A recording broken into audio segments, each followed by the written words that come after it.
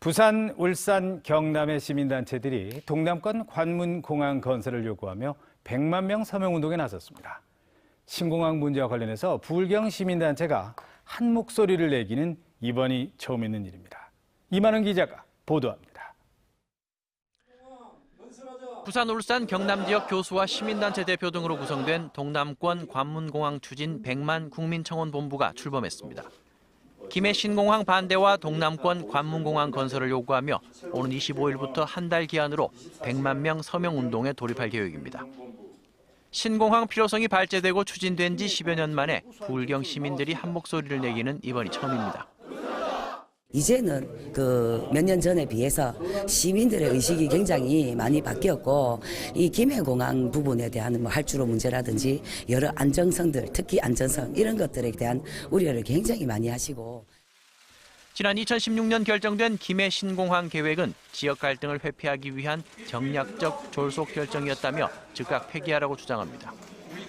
해외 전문기관까지 끌어들인 신공항 용역이 사실은 처음부터 정부의 가이드라인대로 진행됐던 미봉책이었다는 겁니다. 박근혜 정부에서 영남 5개 시도의 갈등을 해결할 수 없어서 미봉책으로 결정한 것이고, 또 8위의 그 수석 엔지니어 그 사람도 스스로 그것을 이미 밝힌 바가 있습니다. 부울경 시민 대표들은 현재의 김해공항은 안전과 소음, 확장성, 환경 파괴 등 어느 것 하나도 신공항의 조건에 부합하지 않는다며 국토부가 진행 중인 모든 절차를 중단하고 백지화하라고 촉구했습니다. 현재의 김해공항은 현 상태대로 유지하고 안전성과 확장성이 보장되는 후보지에 24시간 운영 가능한 국제공항을 건설하라고 주문했습니다. 사실상 가덕도를 동남권 관문공항 후보지로 지목한 겁니다. 동남권 관문공항 국민청원본부는 지역 정치인들과 지자체장들을 공동 대표로 추대해 조직적인 100만 명 국민청원 운동을 전개하겠다고 밝혔습니다. MBC 뉴스 이만흥입니다. 기장군에 지어진 해수담수 시설이 결국 산업용수 공급에 쓰이게 됐습니다. 부산시가 수돗물을 공급하기 위해 400억 원 이상 투자했다가 결국 무산된 것인데요. 문제는 산업용수로 사용하기 위해서 또 시민 혈세가 낭비될 가능성이 크다는 점입니다. 자세한 내용을 송광모 기자가 전해드립니다. 2천억 원이 든 기장군 해수담수 시설입니다. 원전 주변 바닷물을 수돗물로 공급하려 했다가 5년 넘게 주민 반발로 애물단지가 된 상황. 부산시는 결국 수돗물 공급을 포기했습니다. 이 시설에서 생산된 담수는 결국 울산 산업단지 등의 산업용수로 공급되게 됩니다. 수백억 원을 투자해놓고 부산시는 결국 아무것도 얻지 못한 셈이 됐습니다. 공동 투자한 국토부와 두산중공업은 그나마 해수 담수 기술을 확보했지만 오염이 심한 낙동강 대신 새 취수원을 확보하려던 부산시는 이 시설에 425억 원을 투자하고도 결국 헛돈만 쓴 꼴이 된 겁니다. 음용수 문제니까 주민들이 결정을 해야 된다는 게 대책위의 입장이었고, 주민들이 자체적으로 이제 주민투표하는 형태로 가게 됐었고, 자기들 이걸 좀 계속 이거를 밀어붙이기 위한. 고육지책으로 산업용수 공급안을 내놨지만 여기에도 문제는 있습니다. 이 시설에서 생산되는 물 가격은 톤당 1,130원 수준. 부산시는 이 물 대부분을 울산 산업단지로 공급할 예정인데 기존 공업용수 가격이 이와 비슷해 수지가 맞다는 계산입니다. 그러나 협상 가격에 따라 정해지는 운영 적자에다 울산까지 새 관로를 까는 데 드는 1,000억 원을 누가 부담할지조차 정해지지 않았습니다. 경우에 따라 부산시 혈세가 투입될 가능성이 크다는 얘기입니다. 이 시설이 2천억짜리 된 시설을 널리 놓을 수가 없지 않습니까? 그러니까 이제 저희들도 책임도 있고 해서 그 정부하고 합심해서 이제 저렇게. 시설을 포기하려 해도 이미 두산중공업 측에 내어준 20년 시설 운영권이 발목을 잡았습니다. 잘못 끼워진 첫 단추 탓에 애꿎은 시민 혈세만 쓰이는 것 아니냐는 우려가 나옵니다. MBC 뉴스 송광모입니다. 부산형 창업 혁신 도시를 조성하기 위한 비전이 나왔습니다. 롯데그룹이 스타트업 육성 프로그램을 서울에 이어서 부산에 도입하고 이에 발맞춰 부산시가 창업 지원 예산을 크게 늘린다는 계획입니다. 박준호 기자가 취재했습니다. 박재병 씨는 지난해 부산에서 노인 요양 정보를 제공하는 회사를 차렸습니다.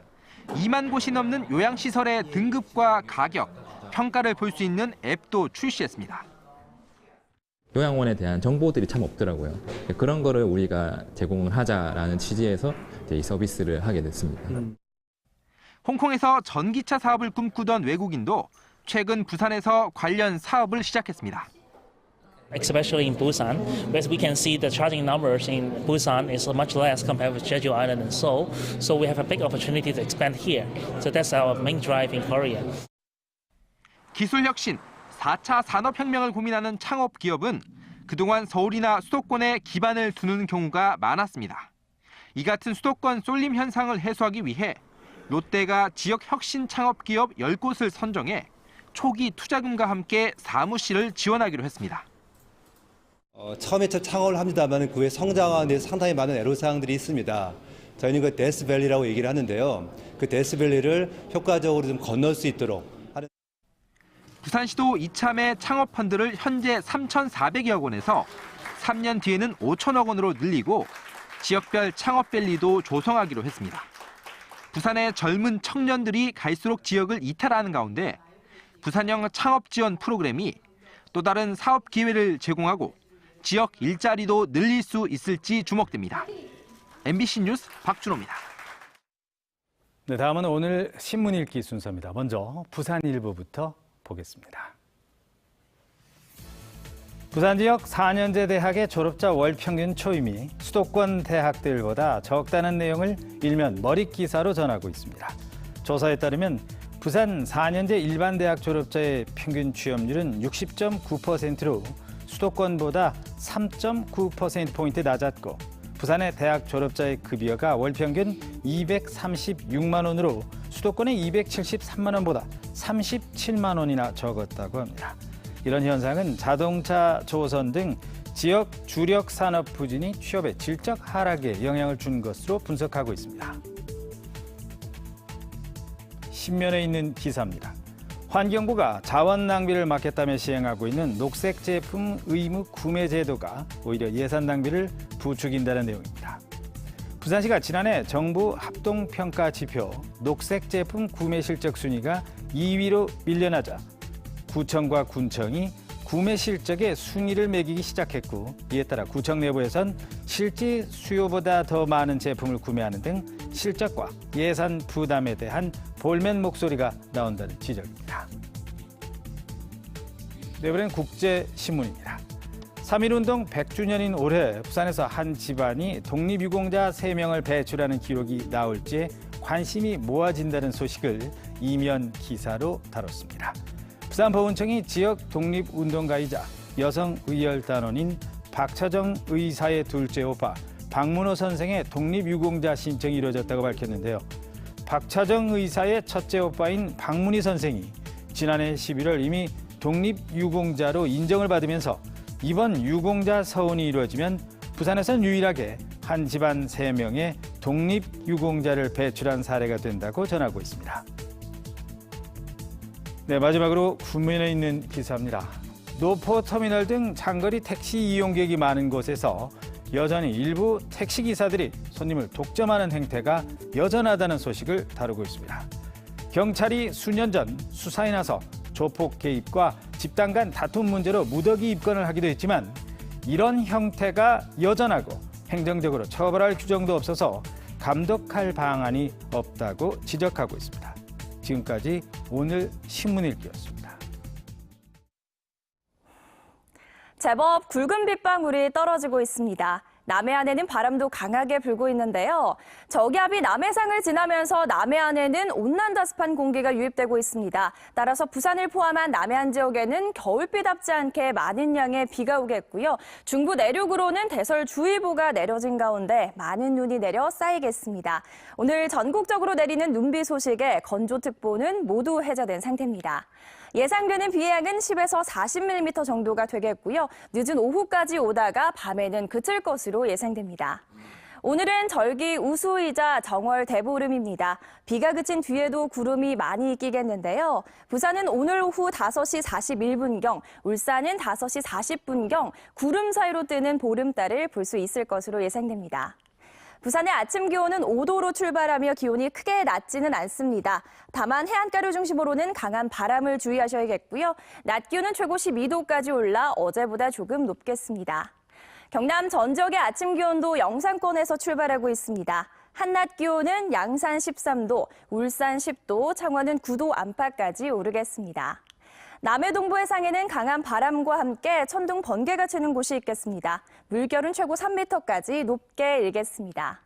오늘 비가 그친 이후로는 당분간 비 소식 없이 구름만 지나겠고요. 모레 아침 기온이 조금 떨어지긴 하겠지만 이번 주 내내 크게 춥지 않을 전망입니다. 날씨였습니다. 다음은 오늘 하루 부산에서 열릴 각종 행사들 정리했습니다. 투데이 부산입니다. 올 한 해 액을 멀리하고 행운을 기원하는 정월 대보름 행사가 부산에서도 오늘 오전 10시부터 시작돼 밤 10시까지 10곳에서 펼쳐집니다. 해운대 5만 명과 광안리 2만 명 등 달맞이 행사가 열리는 10곳에서 15만 명 가까이 운집할 것으로 예상됩니다. 한국전쟁에 참전해 혁혁한 공을 세운 영국의 전쟁 영웅인 91살 윌리엄 스피크먼 씨 안장식이 오늘 오후 2시 남구 유엔 기념공원 묘역에서 거행됩니다. 오늘 안장식에는 주한 영국 대사와 참전용사 등 60여 명이 참가할 예정인데요. 고인은 생전에 제2의 고향 한국 땅에 묻히기를 희망했습니다. 해외 전문가 초청 문화예술 교육 특강이 오늘 오후 2시 부산시 학생예술문화회관 소극장 등지에서 실시됩니다.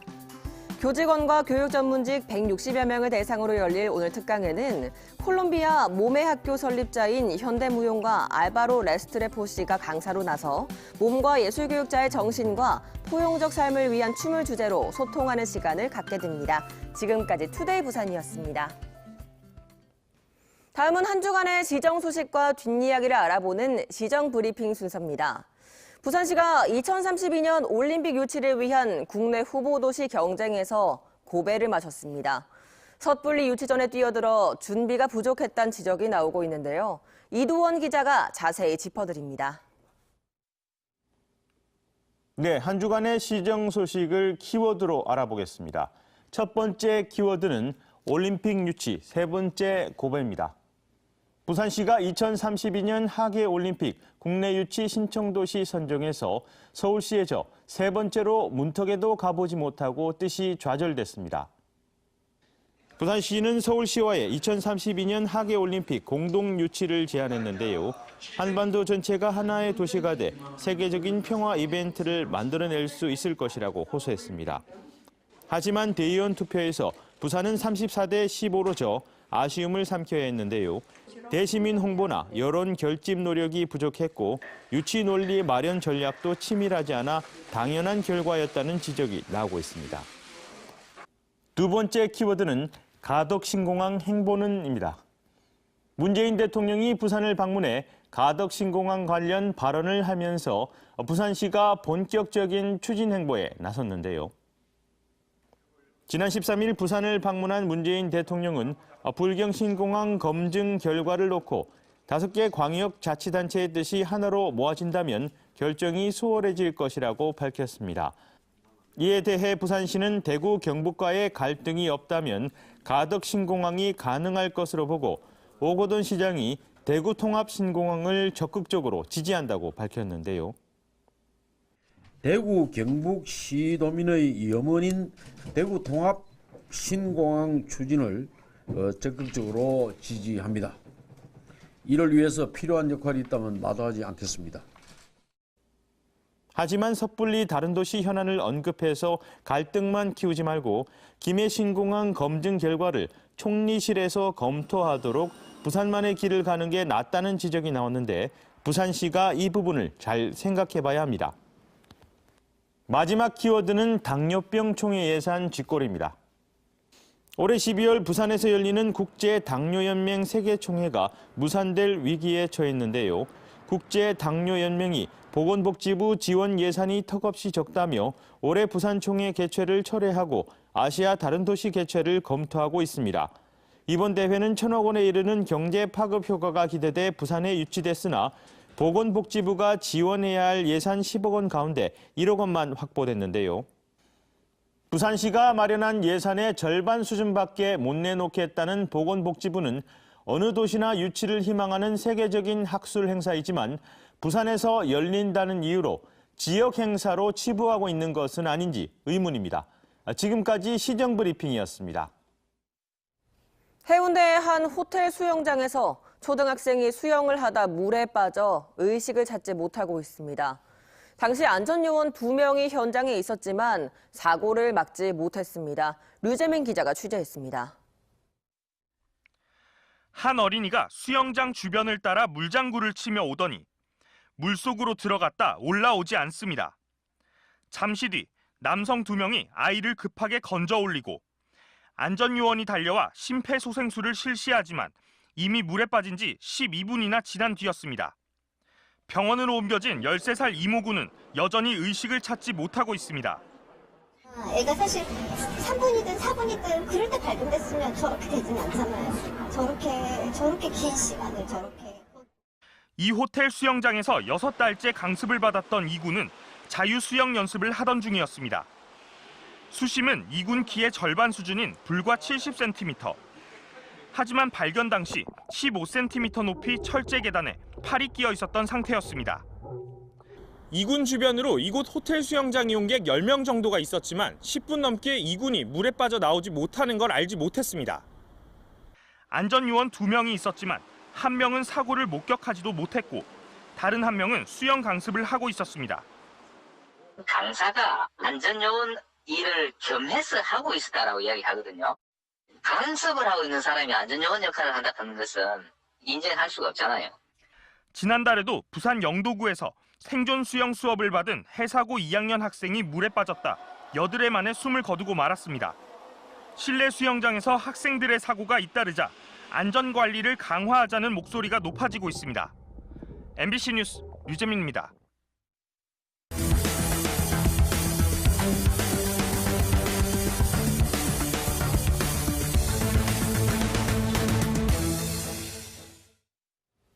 부산지법 형사 6부는 사기와 의료법 위반 혐의로 기소된 요양병원 운영자 64살 A씨에게 징역 3년을, 의료 생협 대표인 아내 B씨에게는 징역 2년 6개월에 집행유예 4년, 또 의료 생협 법인에 벌금 1,000만 원을 각각 선고했다고 밝혔습니다. A씨 부부는 지난 2006년부터 2014년까지 의료 생협 명의로 요양병원과 의원 등 4곳을 개설한 뒤 이른바 월급 의사에게 진료 행위를 맡기는 수법으로 국민건강보험공단과 지자체로부터 요양의료급여 183억 원을 챙긴 혐의를 받고 재판에 넘겨졌습니다. 재판부는 피고인이 의료 질서를 어지럽히고 국가공단의 재정 건전성을 해쳐 국민 피해를 줬다는 점에서 엄벌할 필요가 있다고 설명했습니다. 어제 오전 10시 반쯤 강서구 부산신항 인근 한 섬에 정박 중인 화물선에서 70살 A씨가 크레인에 부딪혀 인근 병원으로 옮겨졌지만 숨졌습니다. 경찰은 A씨가 화물선과 육지를 연결하는 통로를 펼치기 위해서 크레인을 작동하다가 크레인이 넘어지면서 사고를 당한 것으로 보고 있습니다. 해경은 승선원들을 상대로 정확한 사고 경위와 안전조치 의무 위반 여부 등을 조사하고 있습니다.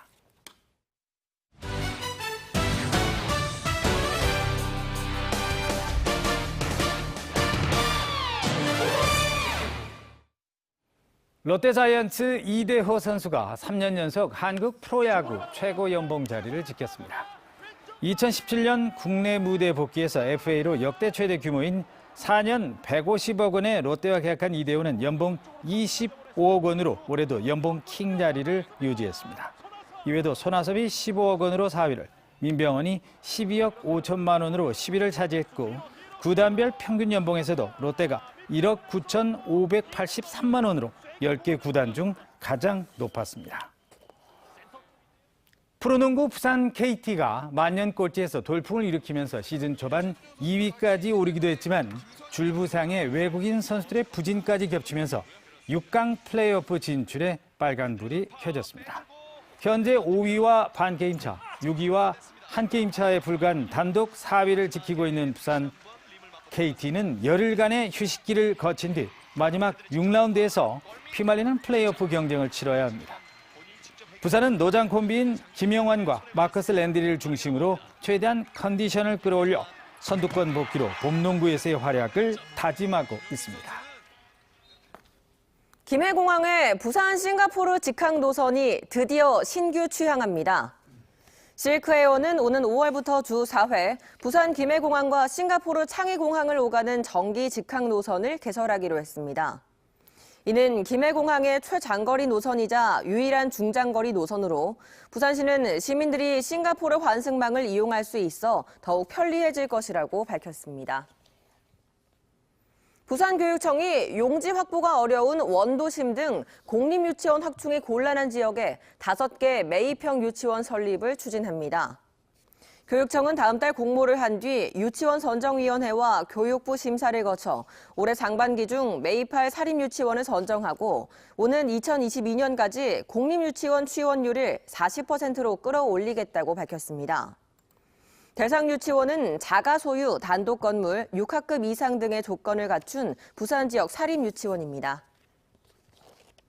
부산시 정책연구기관인 부산연구원은 부산의 남북경제 교류협력 방향과 과제라는 보고서를 통해 부산시가 단기적으로 문화체육 분야 교류협력을 확대하면서 신뢰를 회복해 나가야 한다고 지적했습니다.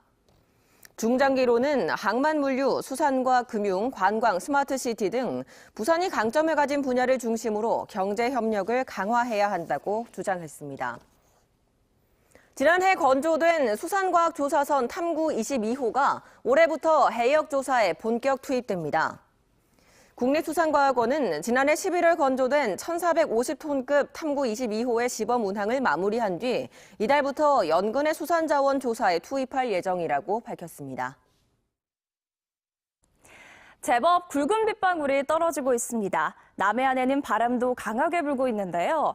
저기압이 남해상을 지나면서 남해안에는 온난다습한 공기가 유입되고 있습니다. 따라서 오늘 부산을 포함한 남해안 지역에 내리는 비의 양이 꽤 많겠습니다. 중부 내륙으로는 대설주의보가 내려진 가운데 많은 눈이 내려 쌓이겠습니다. 오늘 전국적으로 내리는 눈비 소식에 건조특보는 모두 해제된 상태입니다. 예상되는 비양은 10에서 40mm 정도가 되겠고요. 늦은 오후까지 오다가 밤에는 그칠 것으로 예상됩니다. 부산의 아침 기온은 5도로 출발하며 기온이 크게 낮지는 않습니다. 단 해안가에는 강한 바람을 주의하셔야겠고요. 낮 최고 기온은 12도까지 올라 어제보다 조금 높겠습니다. 오늘 비가 그친 이후로는 당분간 비 소식 없이 구름만 지나겠고요. 모레 아침 기온이 조금 떨어지긴 하겠지만 이번 주 내내 심하게 춥지는 않겠습니다. 날씨였습니다.